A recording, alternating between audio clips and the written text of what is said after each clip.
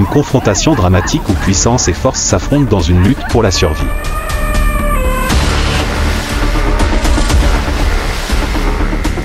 Lion ou géant? Sur cette terre sauvage, qui domine les prairies avec une autorité absolue,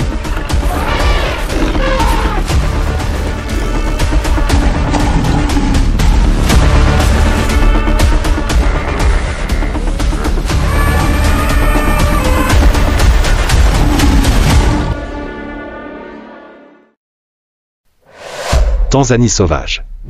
La bataille des géants et du souverain de la savane.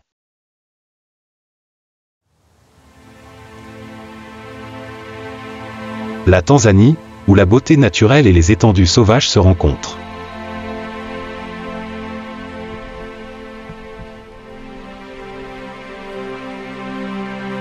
L'une des destinations magiques d'Afrique.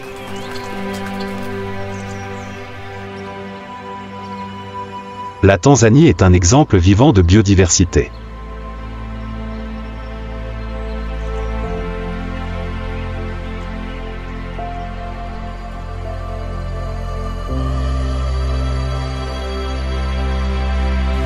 Ce pays est non seulement célèbre pour ses paysages naturels majestueux, mais aussi pour sa faune étonnante.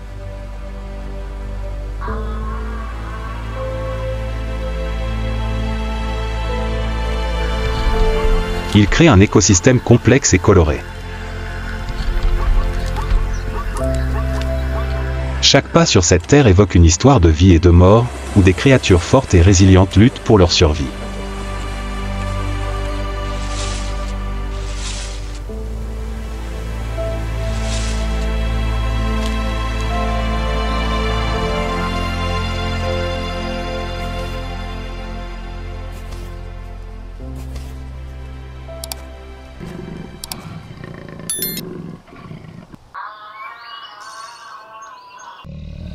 Le lion, surnommé le « souverain de la savane », est l'un des carnivores les plus puissants et majestueux de la nature. Avec sa fourrure dorée et brillante et son épaisse crinière, le lion possède non seulement une apparence majestueuse, mais est aussi un symbole de force et de leadership.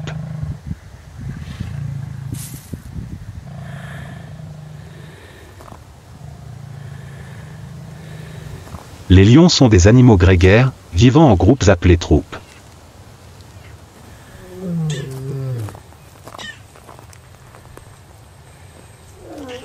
Une troupe se compose généralement de plusieurs femelles et d'un ou plusieurs mâles adultes.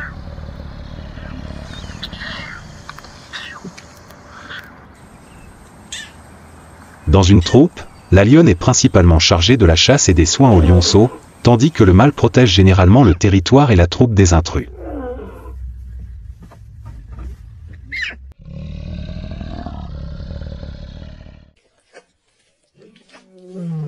Les lions sont territoriaux, et la lutte pour le contrôle de la troupe entre les mâles est une partie importante de leur vie.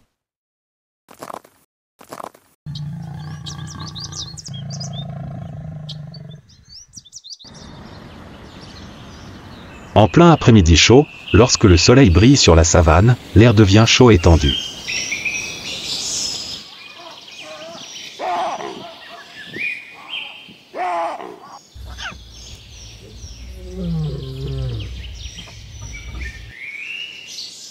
Un jeune lion mâle, fort et ambitieux, se tient tranquillement à l'orée de la forêt, son regard perçant fixé sur le lion mâle adulte.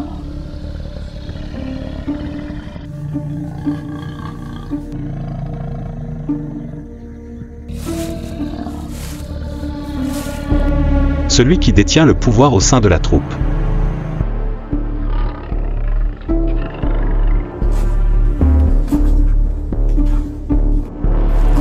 Les pas assurés du jeune lion mâle laissent leur empreinte sur le sol sec.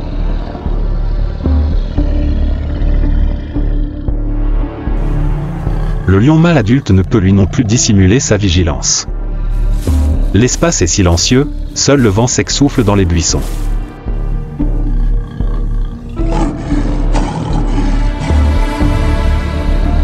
Mais en chaque lion, un feu d'ambition et de désir de pouvoir couve.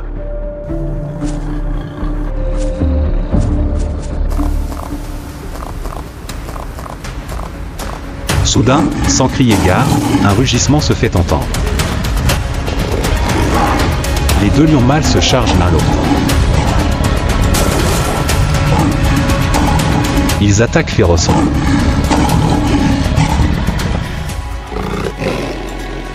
Tous deux s'engagent dans un combat acharné, leur rugissement résonnant dans la savane, empreint de détermination et de puissance.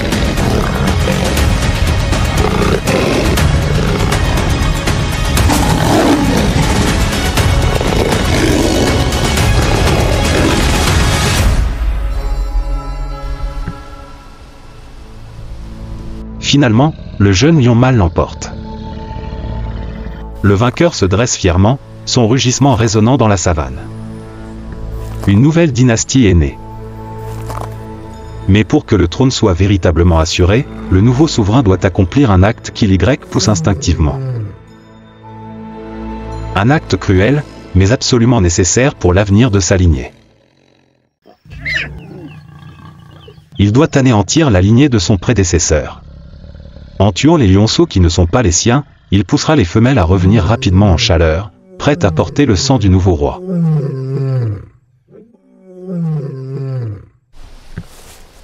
Telle est la dure loi de la succession. Une tragédie pour les petites créatures, mais une garantie pour la survie du plus fort. Le nouveau lion mâle s'approche des lionceaux du vaincu pour les tuer.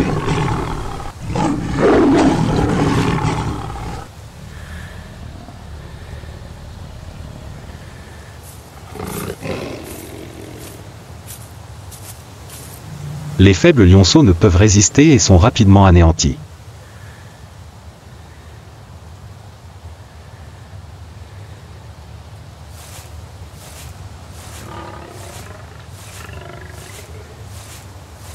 Puis il reste immobile, attendant l'acceptation de la troupe féminine.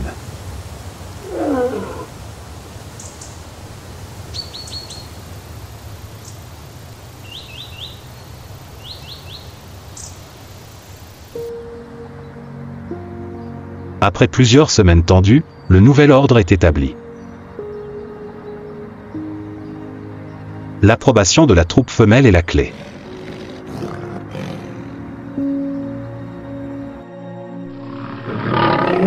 Désormais, l'objectif ultime du roi est de transmettre ses gènes et de semer les graines d'une nouvelle génération de lions, porteuse de la force du vainqueur.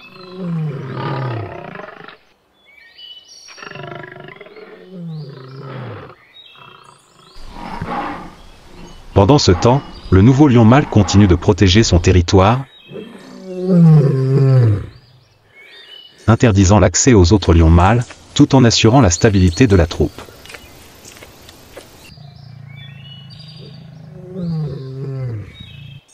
Après l'accouplement, la lionne est gestante pendant environ 3 à 4 mois avant de mettre bas.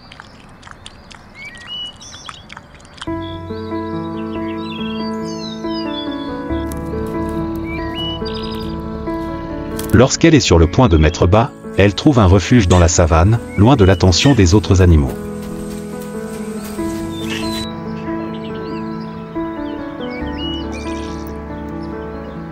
À chaque mise bas, la lionne donne généralement naissance à 2 ou 3 lionceaux.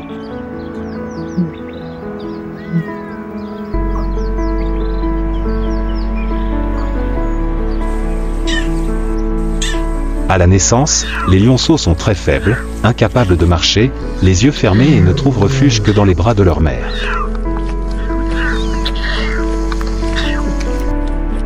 Au début, la lionne se contente de les garder près d'elle et de les protéger des menaces. Elle ne laisse aucun mâle s'approcher de la zone de mise bas, surtout lorsqu'ils sont trop jeunes pour se protéger.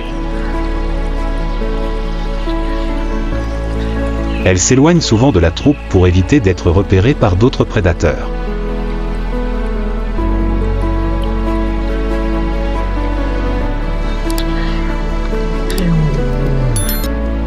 Une fois les lionceaux adultes, vers 6 à 8 semaines, la lionne commence à les ramener à la troupe et leur apprend à vivre en liberté.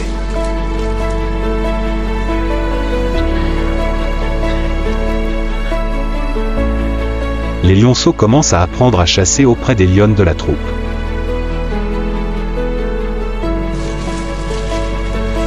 À ce moment-là, ils restent immobiles et apprennent.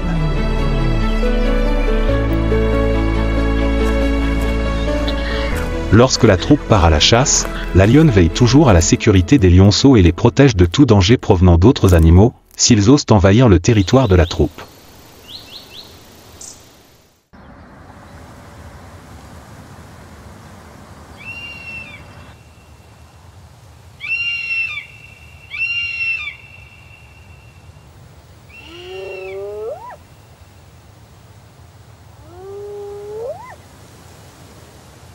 Les lionnes se déplacent en silence, glissant doucement à chaque pas dans les hautes herbes de la savane. Leurs yeux sont fixés sur le troupeau de zèbres qui pèse tranquillement devant elles.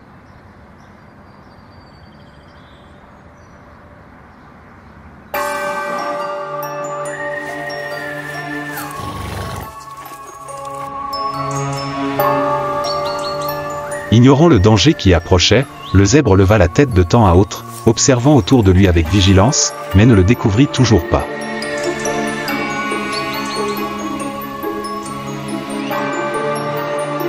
Le zèbre, avec sa robe rayée caractéristique et son corps robuste, se déplaçait en rythme au sein du troupeau, ignorant qu'il allait devenir une proie. Soudain, une lionne leva la patte, signalant la situation aux autres. Tout le troupeau se mit en mouvement à l'unisson, encerclant la cible.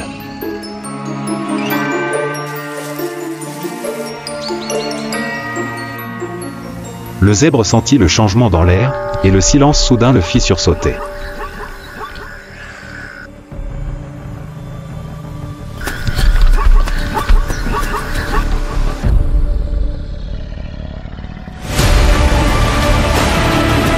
La troupe de lions bondit soudain, se coordonnant en rythme pour bloquer tout le troupeau de chevaux. Les zèbres, confus et paniqués, se mirent à courir à toute vitesse, tentant d'échapper à l'encerclement.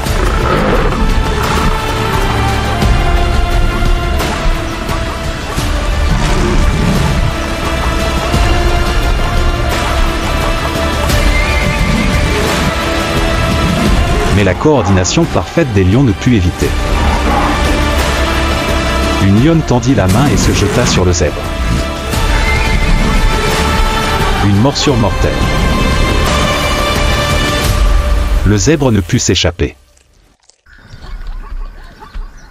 Les zèbres ne purent qu'observer de loin, impuissants. Les autres lions et leurs petits se précipitèrent, savourant la récompense d'une chasse fructueuse. Une vie dans la savane sauvage prenait fin.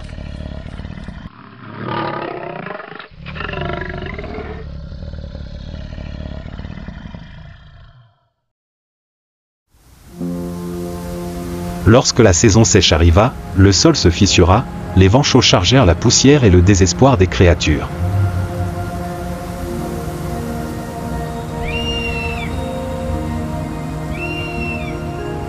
Les prairies autrefois vertes devinrent jaunes et sèches, incapables de soutenir la moindre vie.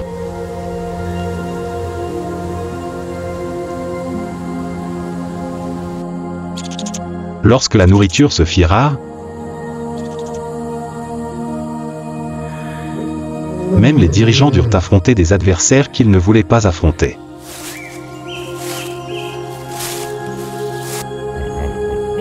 Hippopotame. Avec son corps massif et lourd, son épaisse peau gris cendré était comme une armure, le protégeant des ennemis et des rayons du soleil.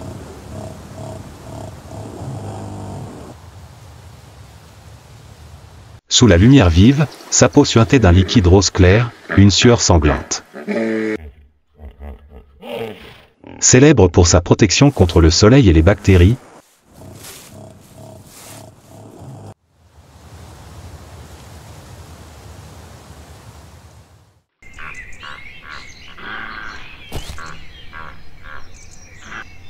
il ne mange pas de viande, sa nourriture principale est l'herbe.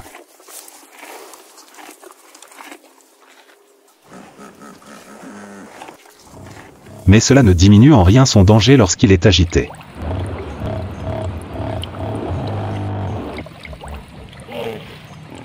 Le troupeau d'hippopotames commença à se déplacer des zones sèches vers les rivières où ils pouvaient trouver de l'eau.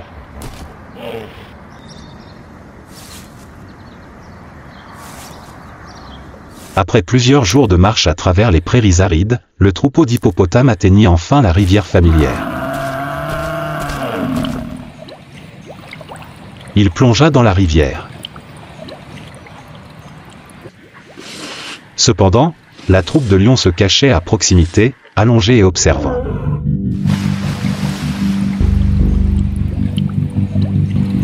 Lorsque le dernier hippopotame atteignit la rive, la troupe de lions commença à se diriger vers lui. Un lion s'approcha. Soudain, l'hippopotame rugit, se retourna et se précipita vers l'endroit où les lions étaient allongés.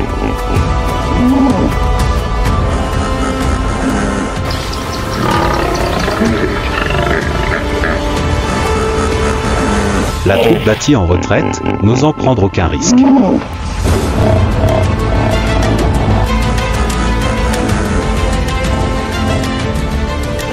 Un bâillement géant n'était pas un signe de fatigue, mais une menace.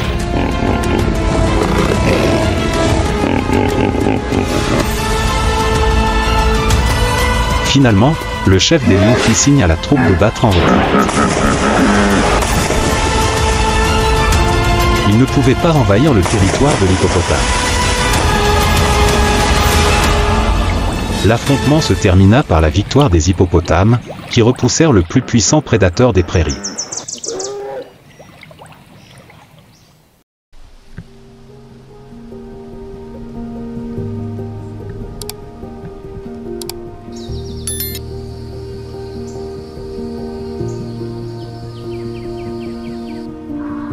L'éléphant d'Afrique est l'un des animaux les plus grands et les plus puissants de la planète, pesant jusqu'à 6000 kg et mesurant 4 mètres de haut.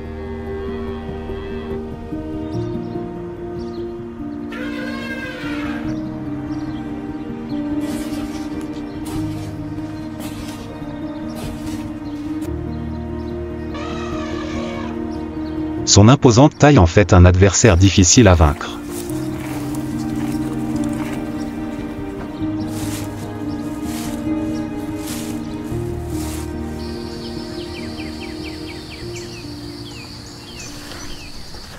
Dotés de longues défenses et d'un corps robuste, les éléphants peuvent facilement repousser les prédateurs lorsqu'ils sont menacés.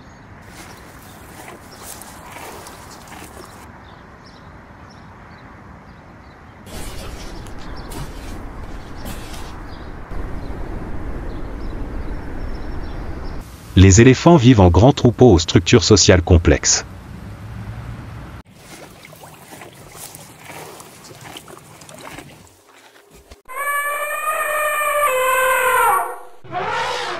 Le troupeau est généralement mené par une femelle âgée et expérimentée.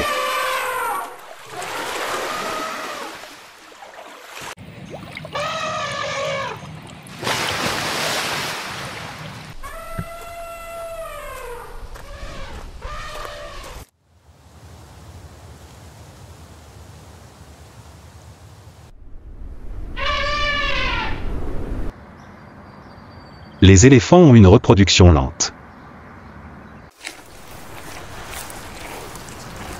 La gestation dure jusqu'à 22 mois, la plus longue du monde animal.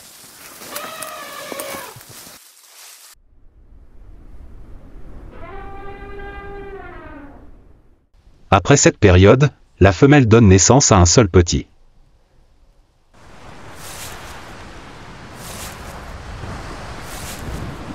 Bien que le petit soit assez imposant à la naissance, environ 100 kg, il est encore très faible et a besoin de la protection de sa mère.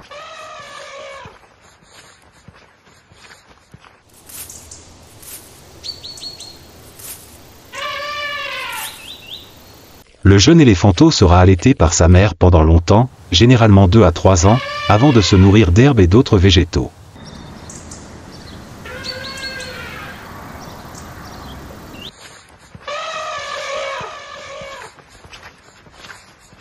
Le jeune éléphant est la cible des lions, car ils sont faibles et incapables de se protéger.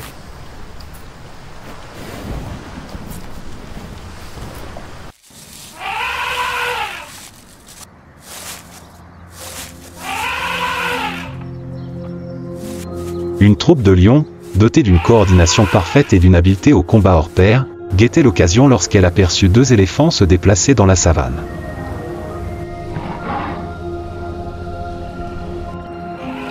Attaquer un éléphant adulte est presque impossible.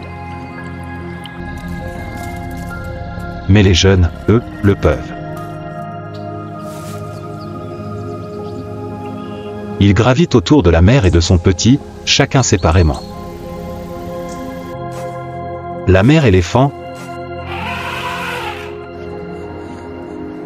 dotée d'une force et d'un courage exceptionnels, protège ses petits. Elle n'hésite pas à se précipiter pour repousser les lions qui guettent. Avec sa grande force, la mère éléphant utilise sa longue trompe pour attaquer.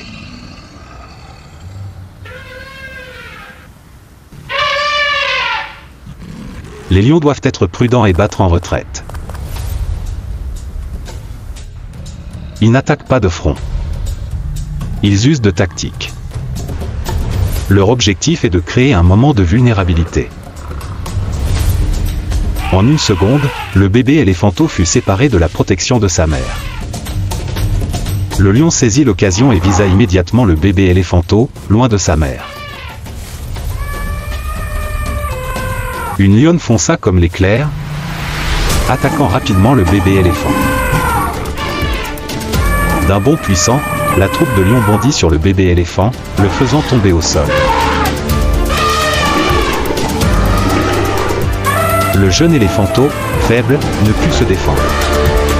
Le cri du bébé éléphant a rendu la mère furieuse. La rage de la mère l'a transformée en une machine destructrice. Elle s'est jetée sur la troupe de lions. Mais il était trop tard.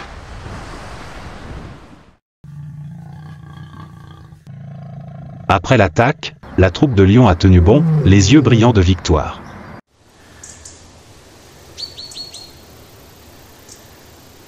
Bien qu'elle n'ait pas pu vaincre la mère, le bébé a dû payer de sa vie dans cette bataille.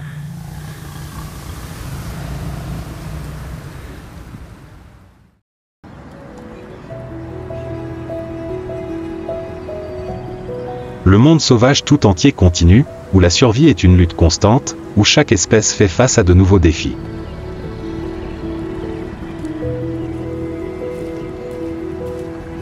Des combats acharnés aux moments paisibles, la nature est toujours rude mais pleine de vie.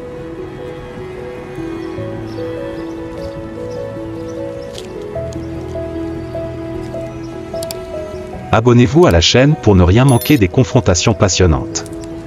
Nous explorerons des histoires sauvages, vivantes et dramatiques du monde animal.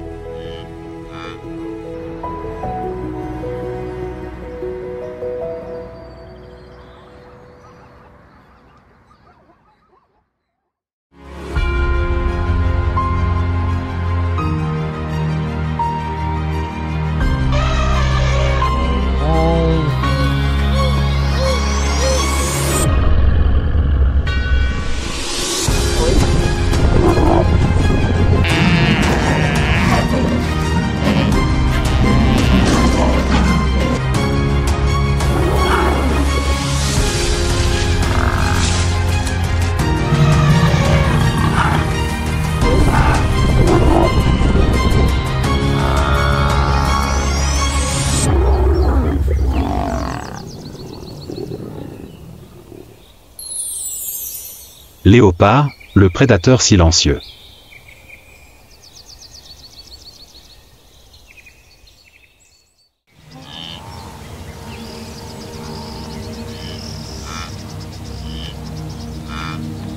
Là, dans l'immense mer d'herbe, une ombre passa.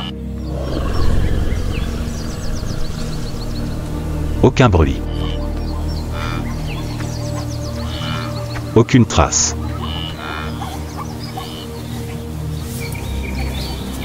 Seuls 2 yeux jaunes vifs brillèrent dans l'obscurité, puis disparurent comme s'ils n'avaient jamais existé.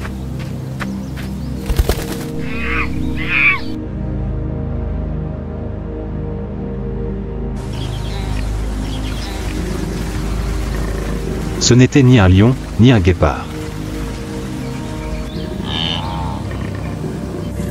Il ne rugissait pas et n'avait pas besoin de faire étalage de sa force.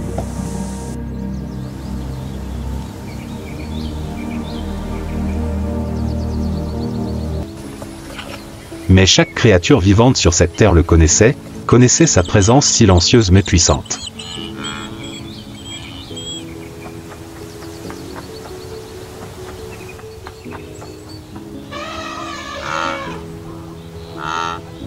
Le léopard d'Afrique, maître du camouflage, chasseur solitaire et incarnation de l'art ultime de la survie.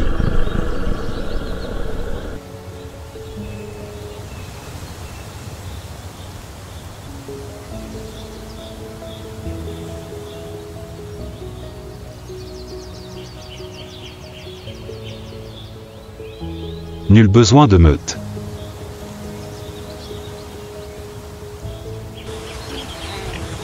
Nul besoin de ses semblables.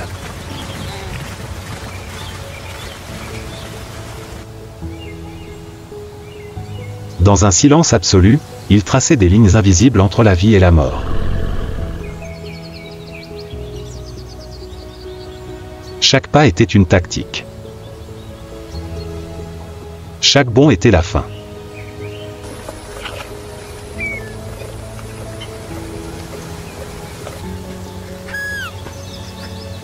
Personne ne le voyait, mais il était toujours là, tel un fantôme de la savane, gardant silencieusement les plus anciens secrets de la nature.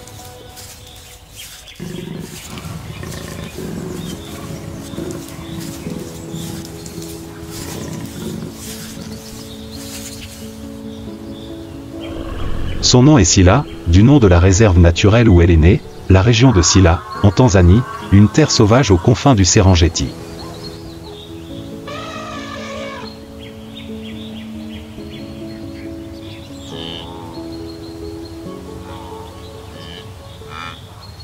Sila n'est ni une légende, ni une souveraine, elle n'est qu'une des centaines de léopards vivants cachés parmi les arbres clairsemés et les buissons hauts comme la tête.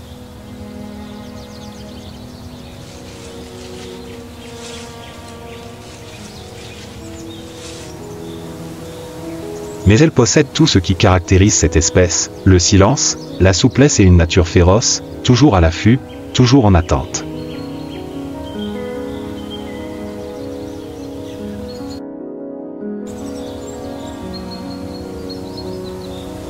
Sila est une femelle léopard adulte, dans la fleur de l'âge.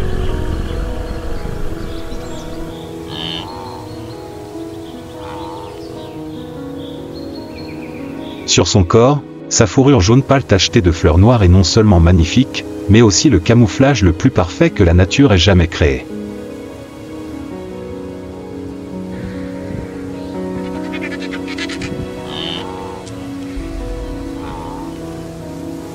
Grâce à cela, elle peut se tenir à quelques pas de sa proie sans être détectée.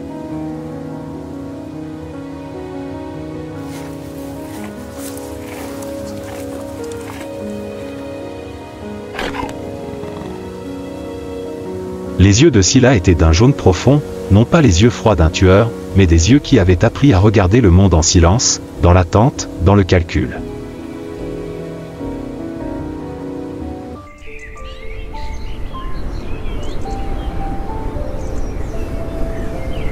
Dans la lumière déclinante du crépuscule sur la savane africaine. Les derniers rayons du jour perçaient à travers les acacias clairsemés, teignant les champs d'herbes sèches d'un jaune doré, attendant la saison des pluies.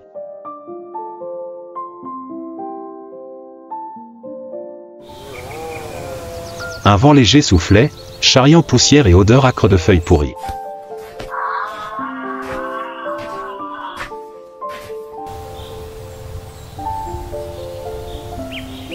Tout semblait se reposer après une chaude journée, mais, caché sous cette couche de paix, une poursuite commençait tranquillement.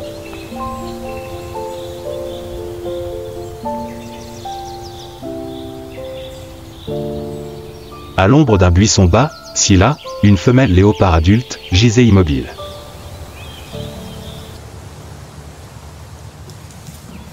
Son corps tout entier plaqué au sol, comme s'il se fondait dans la terre dorée.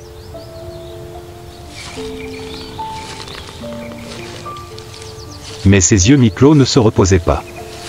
Ils étaient perçants, scrutant constamment les moindres mouvements dans l'espace, tel un radar biologique programmé avec précision pour la chasse.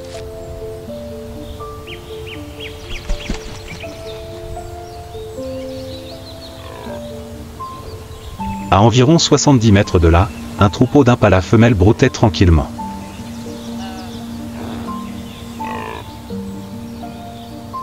Elles furent prises au dépourvu, une erreur fatale.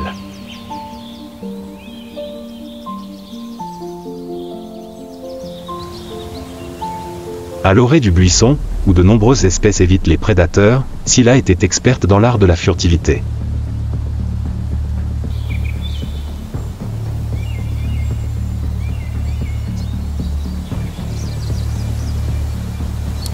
Les léopards ne chassent pas en meute. Il n'y a pas de renfort.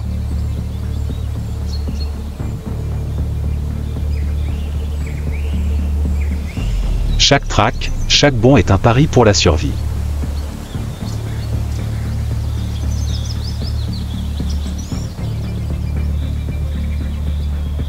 Une petite erreur, une branche cassée, un faux pas, un changement de vent,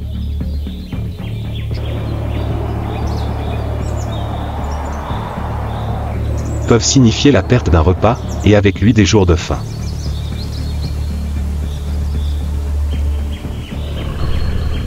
Scylla se mit en mouvement.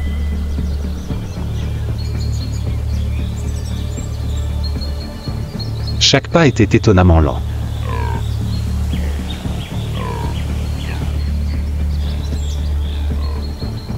Quelques pas par minute seulement, son corps émettant à peine un son.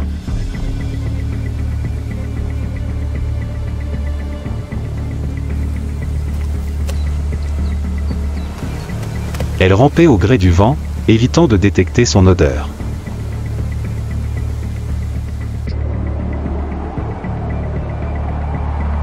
Les hautes herbes recouvraient à peine son corps rayé, idéal pour une embuscade préparée par l'instinct au cours de millions d'années d'évolution.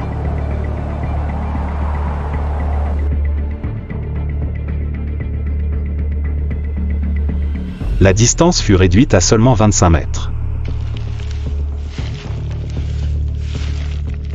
Scylla s'arrêta.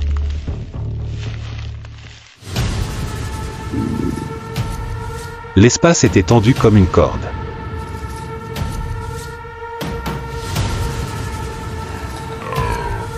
Quelques secondes seulement. Chaque bond réduisait considérablement la distance.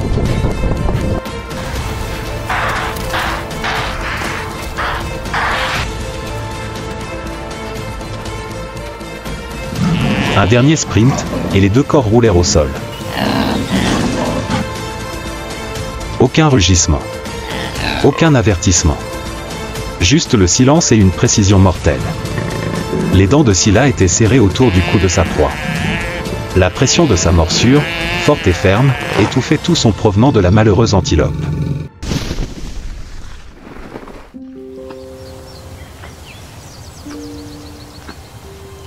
La tempête passa.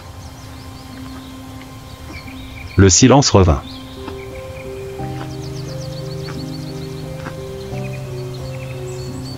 Scylla se releva, observant silencieusement les alentours.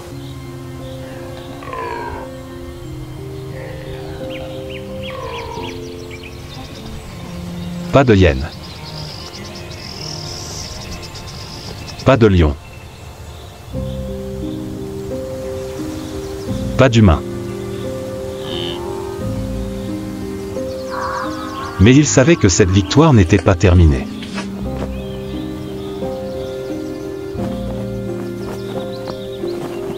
Dans la savane, tuer une proie n'était que la moitié du combat. L'autre partie, la défendre contre des prédateurs plus puissants, n'était pas moins cruelle. Les léopards ne pouvaient pas résister aux lions ou aux hyènes. Mais ils possédaient quelque chose que les autres n'avaient pas, l'agilité et une habileté à grimper hors pair. Scylla tenait le corps de l'impala par le cou, utilisant ses épaules et ses pattes avant pour le tirer jusqu'au pied d'un grand acacia.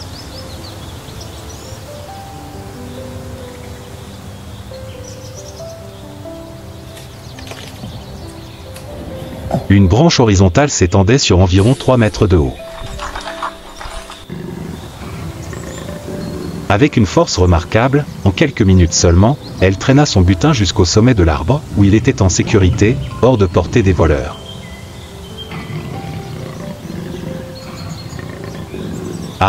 Perché sur les branches, Scylla commença son festin, à l'ombre fraîche, tandis que le vent bruissait dans les feuilles imposantes.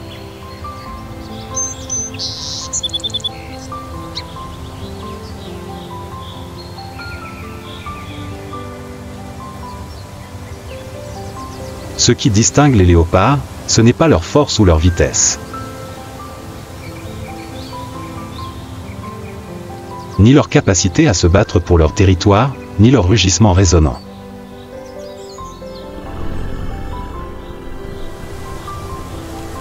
C'est leur capacité à disparaître. Leur capacité à exister même lorsque personne ne sait qu'ils existent. Dans la nature, où la mort rôde à chaque pas, les forts ne vivent pas forcément longtemps.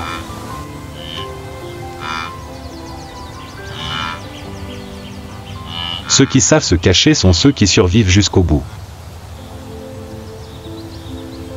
Mais Scylla ne règne pas seulement sur la Terre. Elle est une artiste de la 3e dimension, le ciel.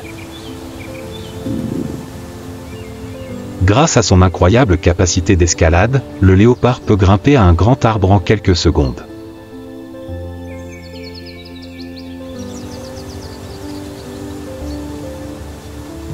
Les branches deviennent un lieu de repos, d'observation, et aussi un refuge pour les proies, à l'abri des griffes avides d'animaux plus grands comme les lions, les hyènes ou les chacals.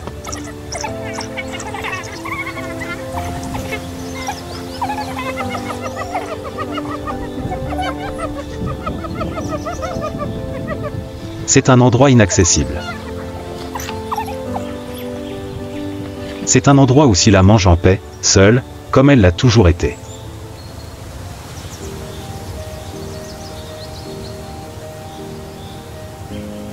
Il est tôt le matin, la rosée persiste encore sur l'herbe, l'espace est si calme qu'on entend distinctement le bruit des ailes d'un petit oiseau qui vient de se poser.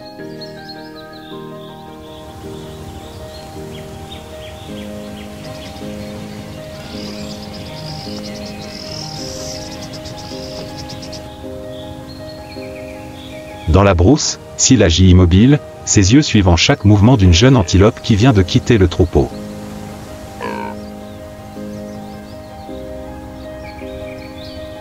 C'est l'instant idéal. Pas de vent. Pas de bruit. Inaperçu.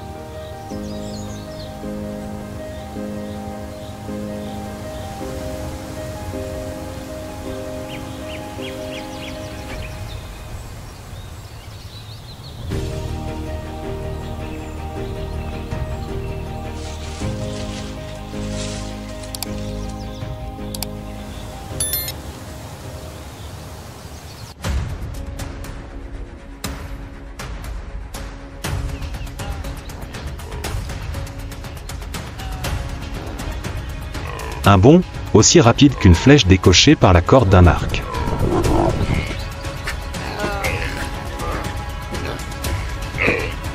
Les muscles sous la fourrure rayée bougent parfaitement. En quelques secondes, l'antilope s'effondre, mordue au cou. Scylla ne rugit pas. Elle respira bruyamment, retint sa proie en silence et commença à traîner le corps vers un arbre, un endroit familier et sûr.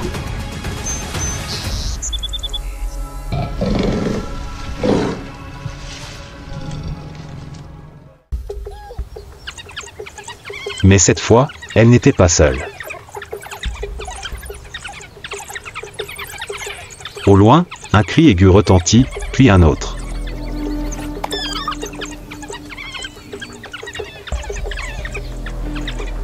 Des ombres plus petites et plus rapides approchaient. C'étaient des lycaons, de grands chasseurs tactiques en meute, particulièrement doués pour flairer le sang.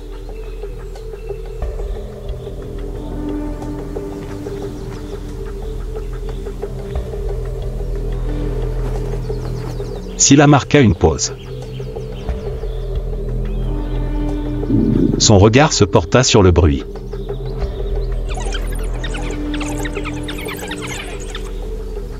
Le vent avait changé. Elle le savait, l'odeur du sang et la sienne avaient été détectées. Les 3 premiers lycaons chargèrent comme des flèches. Ils n'hésitèrent pas. Ils n'eurent pas peur. Car, nombreux, ils savaient qu'ils avaient l'avantage. Le léopard était un chasseur solitaire, et à force de nombre, il n'avait aucune chance. Scylla grogna doucement, un son rare qu'elle émettait, non pas pour menacer, mais pour avertir.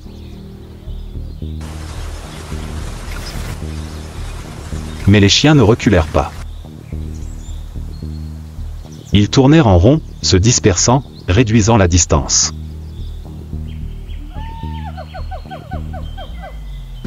Elle n'avait pas le temps. Elle ne pouvait pas hisser la proie jusqu'à l'arbre. Elle ne pouvait pas combattre la meute seule. En une fraction de seconde, Scylla décida de lâcher la proie et de sauter dans un arbre proche. Elle choisit de vivre. Sous l'arbre, un bruit de chair déchirée retentit. Les chiens sauvages se précipitèrent, se battant frénétiquement pour chaque morceau de viande. C'était un festin inattendu, mais personne ne pouvait l'arrêter. En hauteur, parmi les branches, Scylla gisait immobile, respirant bruyamment. Son regard n'exprimait pas le regret, mais l'acceptation. Dans ce monde, les meilleurs ne remportent pas toujours la palme. Et le léopard le comprenait mieux que quiconque.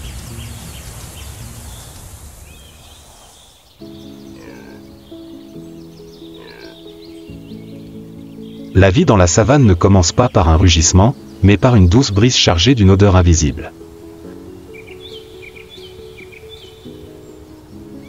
C'est le signal silencieux de la femelle léopard, annonçant l'arrivée des chaleurs.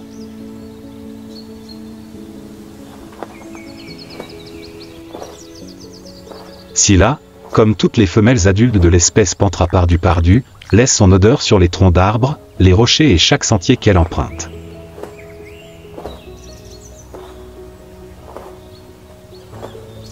Pas de bruit. Pas de spectacle.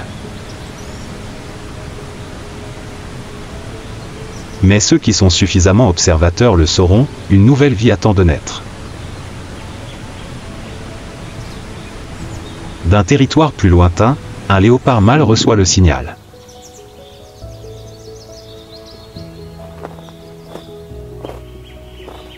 Il suit l'odeur, franchit la frontière, s'approche avec la prudence de celui qui sait, un léger grognement peut être une attaque.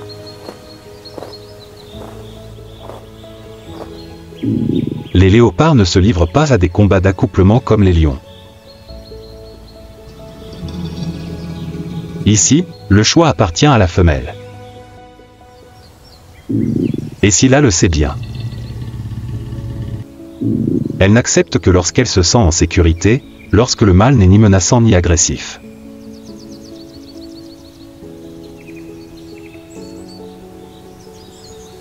L'accouplement, s'il réussit, dure plusieurs jours, répété des dizaines de fois, bref, silencieux, sans engagement.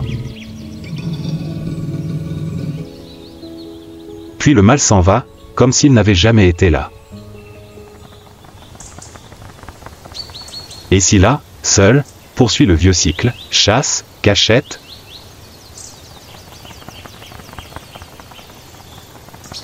déplacement, mais cette fois, une graine de vie germe en elle.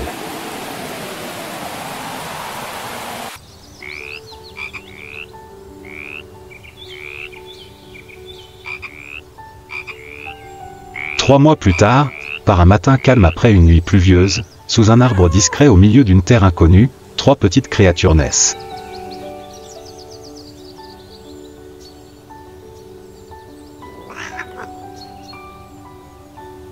Yeux encore ouverts, oreilles encore sourdes, corps inertes et totalement dépendants de leur mère.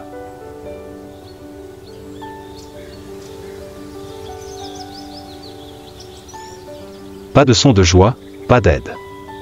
Il n'y a que Scylla, et l'instinct maternel est inscrit dans son sang.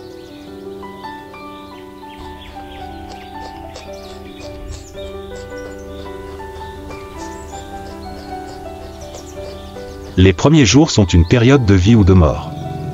Scylla quitte rarement le nid.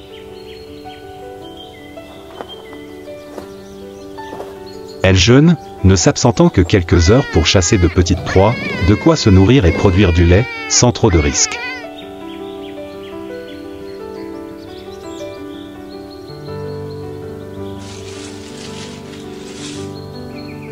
Chaque fois qu'elle quitte le nid, c'est un pari risqué. Chaque fois qu'elle rentre tard, un petit peut disparaître entre les griffes des hyènes, des serpents, des vautours, voire d'autres léopards mâles.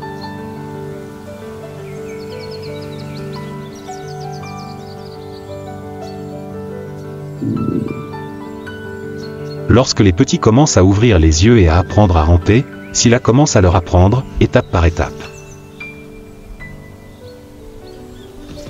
Elle n'a pas besoin de parler. Les leçons de survie se transmettent par l'action, rester immobile face au vent, ramper près du sol, observer dans l'obscurité.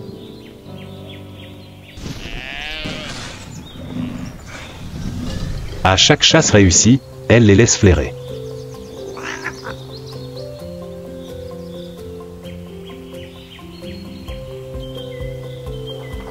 À chaque échec, elle les laisse se souvenir. Ce n'est pas seulement une protection, c'est une préparation. L'allaitement dure jusqu'à 18, voire 24 mois. Durant cette période, Scylla ne quitte pas ses petits.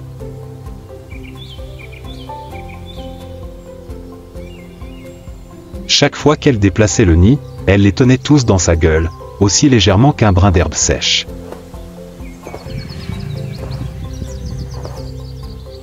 Dès qu'elle entendait un bruit étrange, elle évaluait le danger et était prête à tout donner pour protéger ses petites créatures. Par un après-midi calme, alors que la chaleur s'était calmée et que l'ombre des arbres s'étendait sur le sol craquelé, Scylla quitta le nid pour chasser.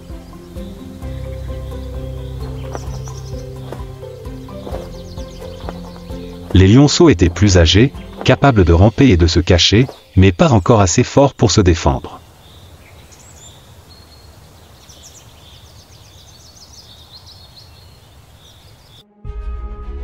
Elle avait besoin de nourriture, non seulement pour se nourrir, mais aussi pour maintenir sa production de lait qui diminuait.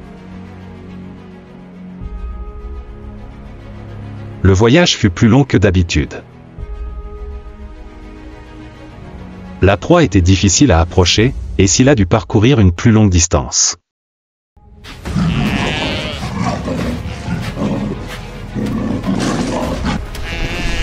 À son retour, portant le corps d'une petite antilope, le spectacle qui s'offrait à elle la fit immédiatement s'arrêter.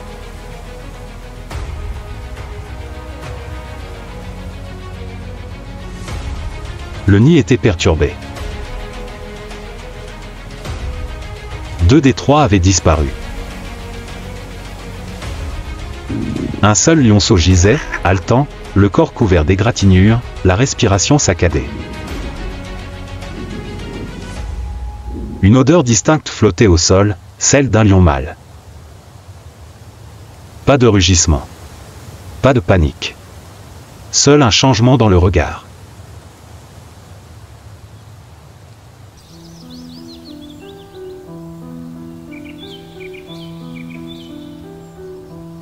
Trois jours plus tard, à l'aube, Scylla s'approcha d'une petite troupe de lions à l'orée de la forêt, où une lionne avait laissé ses lionceaux chasser.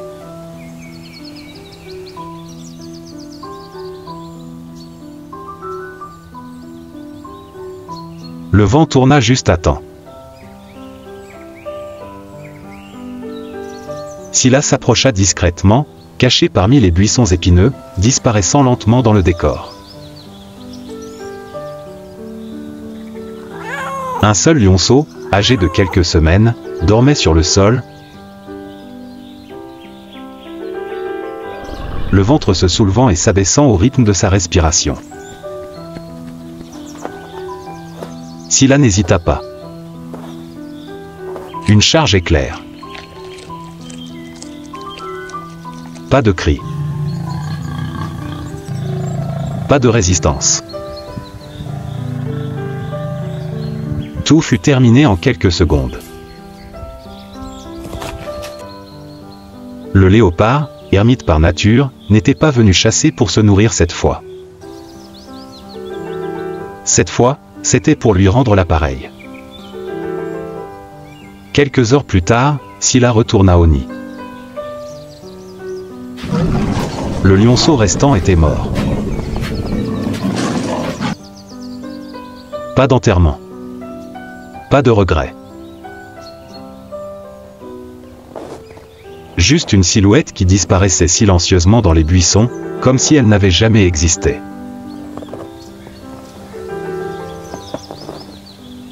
Dans la nature, il n'y a pas de justice. Il n'y a que des conséquences. Et parfois, le léopard, qui se cache dans l'ombre, laisse une profonde marque dans la chaîne alimentaire apparemment établie.